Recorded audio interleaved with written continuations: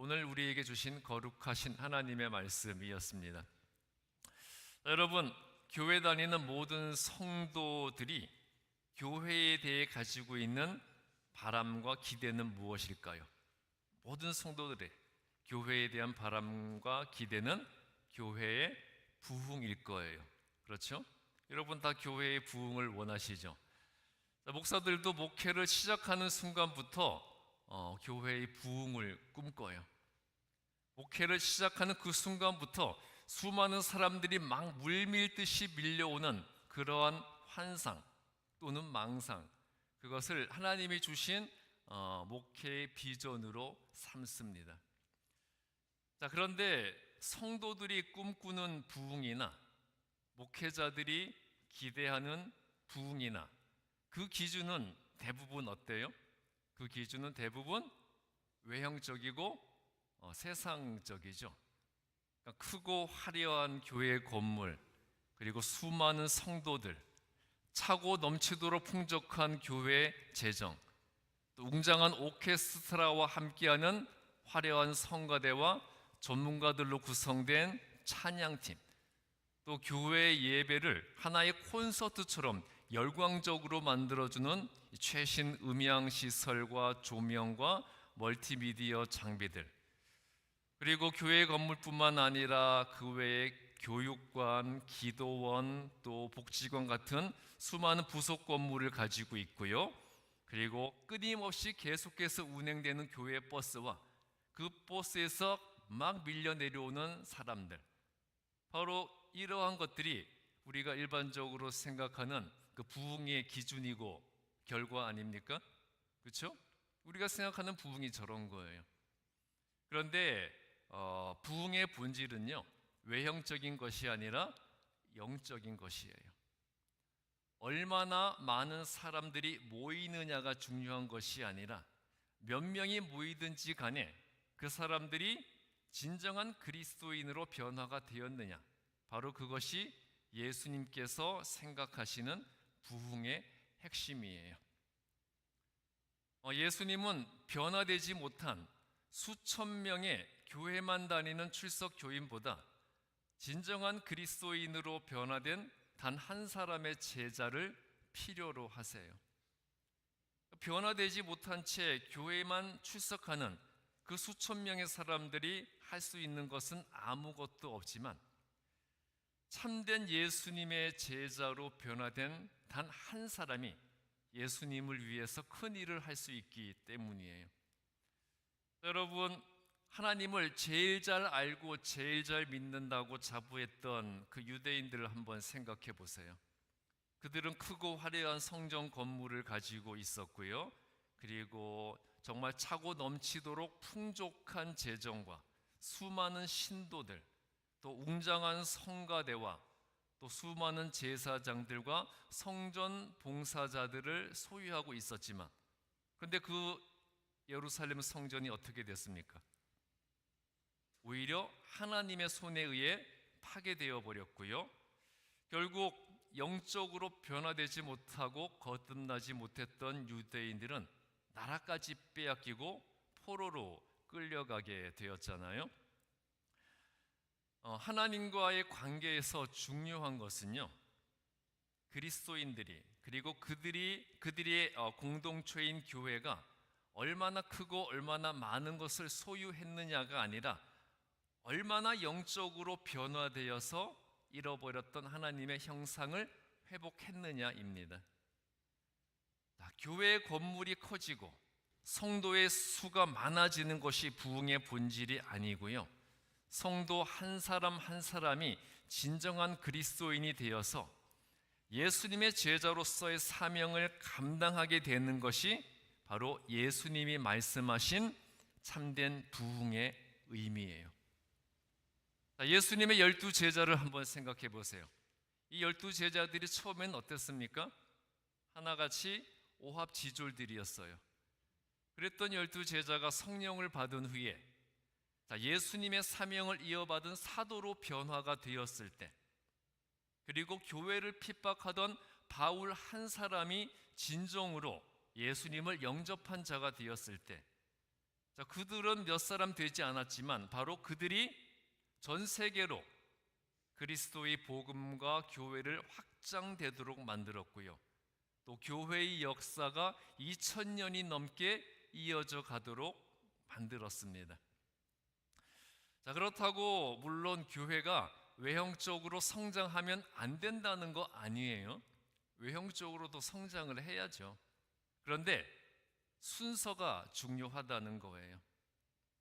성도들의 영적인 변화와 성장이 먼저 이루어져야 교회가 예수님의 뜻에 합당한 참된 교회로 부흥할 수 있다는 겁니다. 성도들의 영적인 변화와 성장 없이 교회의 외형적 부흥만 이루어진다면 그것은 하나님의 손에 의해 무너져 버린 예루살렘 성전과 같이 될 것이기 때문이에요. 그러므로 교회 부흥의 본질은 예수 믿는 내가 어떤 성도가 되느냐, 그 문제예요. 교회 부흥의 본질은 예수 믿는 내가 어떤 성도가 되느냐, 그 문제라는 거죠. 자, 교회에 다니는 교인들을 다음과 같이 분류해 볼 수 있다고 그래요. 자, 처음에는 달구지 같은 교인입니다. 자, 달구지는 스스로 못 움직이죠. 앞에서 끌어주거나 뒤에서 밀어줘야 움직이는 거예요. 그러니까 달구지 같은 교인은 항상 밀어주어야지만 움직이는 교인입니다. 스스로 움직일 수 있는 동력이 없어서 항상 남의 힘을 빌어서 조금 움직이는 교인이 달구지 같은 교인이에요. 그리고 두 번째, 연 같은 교인. 자, 연은 이 끈이나 실로 묶여 있어야 날아가지 않죠. 연 같은 교인은 끈을 붙들고 있지 않으면 언제든지 날아가 버리는 교인입니다. 그래서 항상 관심을 보여주어야 하고요. 목사나 교회 임원이 그 끈을 놓아버리면 바로 세상으로 날아가 버리는 교인이에요. 자, 세 번째, 고양이 같은 교인. 자, 고양이 같은 교인은 계속해서 토닥거려 주어야 만족하는 교인입니다. 그러니까 잘한다고 예쁘다고 계속 쓰다듬어주고 칭찬을 해줘야 좋아하고 움직여요. 자, 고양이의 특징이 뭐예요? 주인이 잘해준 건 9가지는 기억하지 못하고 잘못해준 건 1가지만 기억한다고 그러죠. 그러니까 이 고양이 같은 교인은 항상 무엇에 빠져 있기가 쉽겠습니까? 항상 시험에 빠져 있기가 쉬워요. 그 다음에 네 번째, 럭비공 같은 교인. 자, 럭비공의 특징이 뭐예요? 럭비공의 특징, 어디로 튈지 모르죠. 자, 이렇게 어디로 튈지 모르는 교인이 바로 럭비공 같은 교인이에요. 엉뚱한 일을 잘 저지르고요, 도무지 예측이 불가능합니다. 그래서 목사의 입장에서는 가장 힘든 유형의 교인이에요. 다른 교인들은 아무리 어려워도 예측이 가능하기 때문에 대비를 할 수 있는데 이 럭비공 같은 교인은 예측이 불가능하기 때문에 대비를 할 수가 없어요. 그리고 이 럭비공 같은 교인의 또 특징이 뭐냐 하면 자기의 럭비공 같은 말과 행동 때문에 다른 교인들이 시험에 들고 교회에 분란이 생겼는데 막상 자기는 그 이유를 자기 때문인지 모른다는 거예요. 그래서 자기 때문에 누군가가 시험이 드는 것을 보고 이러는 겁니다. 저 사람 도대체 왜 저래요? 또는 자기 때문에 시험에 든 사람에게 가서 누구 때문에 그렇게 힘들어 하십니까? 제가 도와드리겠습니까? 그러는 거죠. 그러니까 환장을 노르신 거죠. 그 다음에 다섯 번째는 풍성 같은 교인입니다. 자, 풍성 같은 교인은요, 항상 부풀어 있어서 언제 폭발할지 몰라요. 언제나 불평 불만으로 가득 차 있어서 조금만 잘못 건드리면 바로 터져버리는 교인입니다. 그리고 여섯 번째는 크리스마스 트리 같은 교인이에요. 자, 크리스마스 트리가 어떻습니까? 꺼졌다 켜졌다를 반복하잖아요. 이렇게 감정이 쉽게 식었다가 뜨거워졌다가 하는 교인인데 스스로 쉴 새 없이 꺼졌다 켜졌다를 반복하는 크리스마스 트리 같아요. 또 기분이 좋은 것 같아서 말을 좀 걸려고 했더니 기분이 나빠 있고요. 기분이 나쁜 것 같아서 위로해 주려고 했더니 기분이 좋아 있고요. 도무지 그 속을 종잡을 수가 없고 비위 맞춰주기가 너무 힘든 교인이 바로 크리스마스 트리 같은 교인입니다. 제가 6가지 유형의 성도들을 말씀드렸죠. 달구지 같은 교인, 연 같은 교인, 고양이 같은 교인, 럭비공 같은 교인, 그리고 풍선 같은 교인, 크리스마스 트리 같은 교인. 자, 여러분들은 여기에 해당되지 않으시죠? 자, 이런 성도들이 모인 교회는 절대 영적으로 성장하는 성경적 교회나 예수님이 기대하시는 교회가 될 수 있겠습니까? 없겠습니까? 있겠어요? 없겠어요? 모르세요? 없는 거죠. 그렇다면 우리는 어떤 교인이 되어야 될까요? 자, 우리는 어떤 교인이 되어야 할까요? 어감이 좀 이상할 수는 있지만 우리는 이 개 같은 교인이 되어야 돼요. 개 같은 교인. 자, 개는 주인이 99가지를 잘못해줘도 잘해준 것 한 가지만 기억하고 주인에게 충성을 한다고 그러잖아요. 주인의 명령에 절대 복종하고 절대 주인보다 앞서지 않고요. 언제나 주인의 심기를 살핍니다. 그리고 어디에서나 항상 주인을 찾고 주인을 기다리면서 주인이 말하기 전에는 절대 먼저 움직이지 않는 이런 개 같은 성품을 가진 개 같은 교인이 되어야 한다는 거예요. 어감은 이상하죠. 어감은 이상할 수도 있지만 우리가 예수님 앞에서 이렇게 개 같은 그리스도인이 되는 것이 바로 진정한 예수님의 제자로 부흥하는 방법이에요. 요즘에 세상에서 기독교를 공격할 때 어떤 표현을 씁니까? 개독교라고 그러죠. 개 같은 기독교라는 거예요. 이거는 물론 부정적인 표현입니다. 그런데 제가 지금 말씀드린 이런 의미에서 우리가 개독교가 된다면 우리 교회는 다시 한번 초대교회처럼 이 세상에 선한 영향력을 미치는 그런 교회가 될 수 있을 겁니다. 오늘 구약 본문 에스겔 36장 26절부터 27절은 하나님의 백성에게 주시는 회복과 영적 부흥의 약속에 대해서 말씀하고 있어요. 이스라엘은 하나님의 백성으로 선택이 되어서 다윗과 솔로몬 시대를 거치면서 크고 놀라운 부흥의 역사를 체험했죠. 그런데 결국 그들이 영적으로 타락해 버려서 하나님께서 기대하셨던 대로 하나님의 형상을 회복하지 못하게 되었던 이스라엘은 결국 나라까지 빼앗기고 바벨론의 포로로 끌려가게 되었습니다. 그렇지만 하나님께서는 이스라엘에게 하나님께 선택된 백성에게 합당한 모습으로 회복되는 영적 부흥을 이룬다면 그들을 다시 선민으로 선택해 주시고 예루살렘으로 돌아가게 해 주실 것이라고 약속하시고 있어요. 하나님께서 이스라엘이 다시 축복받는 백성으로서의 지위를 회복하기 위한 조건으로 2가지를 제시하셨는데요. 첫 번째는 에스겔 36장 26절 말씀처럼 하나님이 주신 새 영. 자, 여기서 새 영, 새로운 영은 뭐겠어요? 성령이죠. 즉 성령이 이끄시는 대로 세상의 소리에 귀를 기울이는 굳은 마음을 제거하고 하나님의 말씀을 진리로 듣고자 하는 부드러운 마음을 가져야 한다는 것이었고요.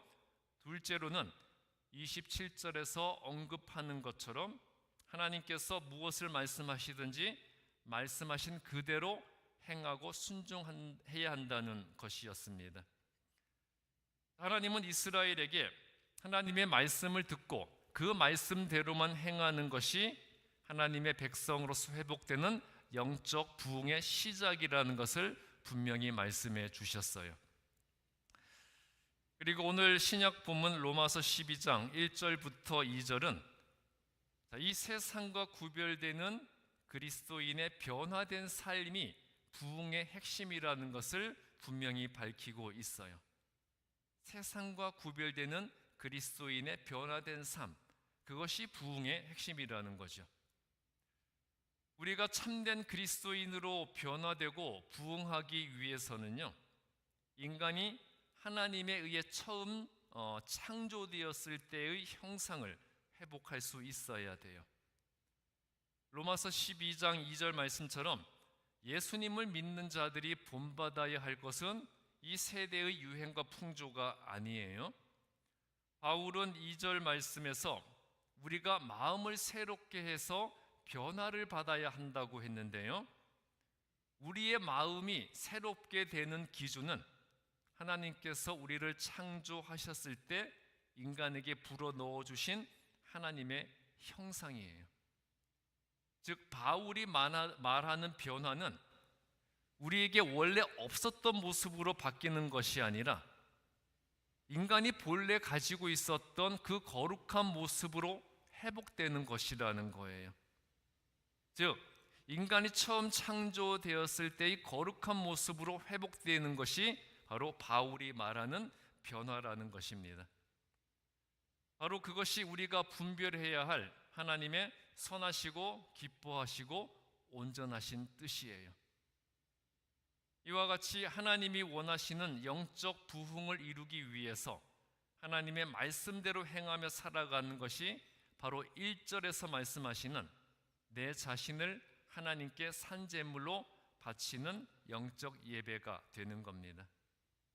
이렇게 내 삶이 예배가 될 때 우리는 영적 부흥을 이루는 그리스도인이 되는 것이고요, 그렇게 영적 부흥을 이룬 나로 인해서 우리 교회 공동체는 초대교회처럼 진정한 그리스도인의 영향력을 발휘할 수 있는 교회가 될 수 있는 거예요.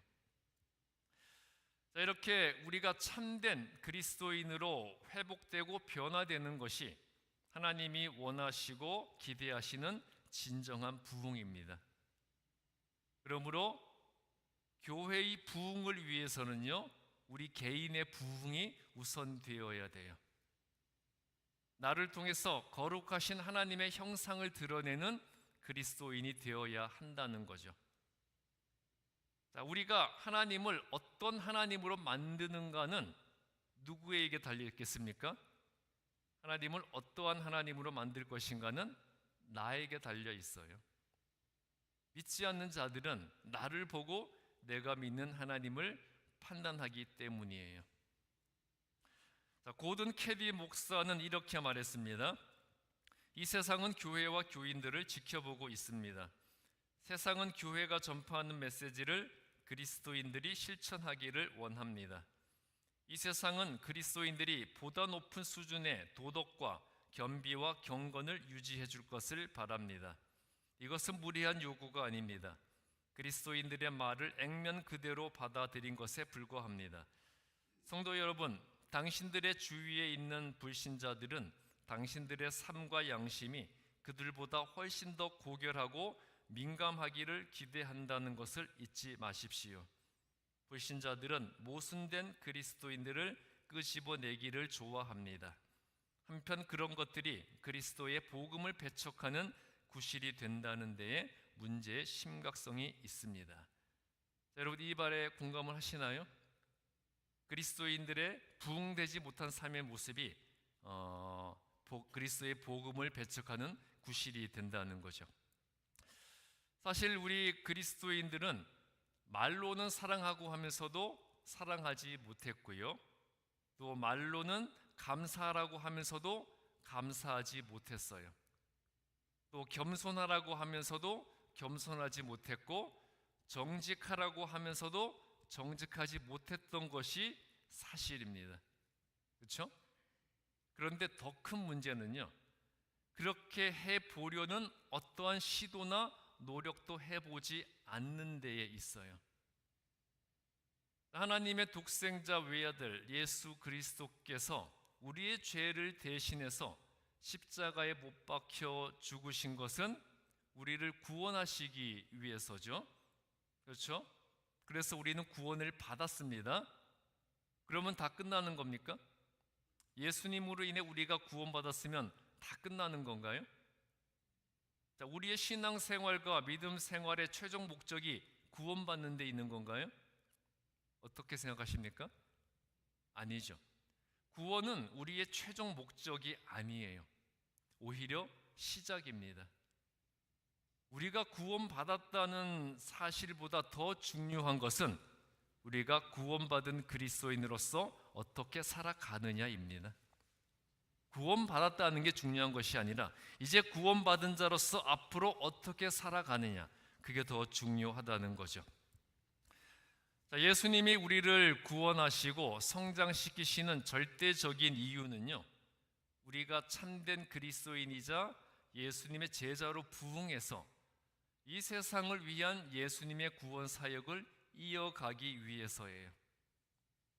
여러분, 새 영을 받아 새 마음으로 하나님의 말씀과 예수님의 가르침대로 행하는 영적 예배의 삶을 사는 그리스도인으로 부흥하셔서요, 여러분들이 속해 있는 모든 공동체의 부흥과 성장과 변화를 이끄시는 그러한 예수님의 제자들이 되시기 바랍니다.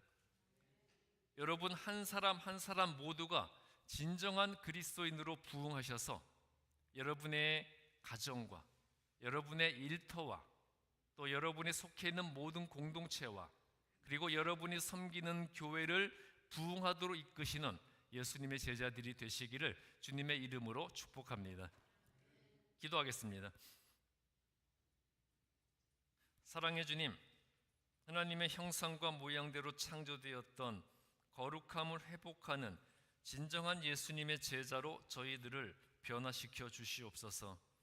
새 영을 받아 새 마음을 가지고 하나님의 말씀대로만 행하는 예배의 삶을 살아가는 자들로 저희들을 부흥하게 하여 주셔서 거룩하신 하나님의 뜻을 이루어 나가는 예수님의 제자가 되게 하여 주시옵소서. 예수 그리스도의 이름으로 기도했습니다. 찬송가 210장입니다.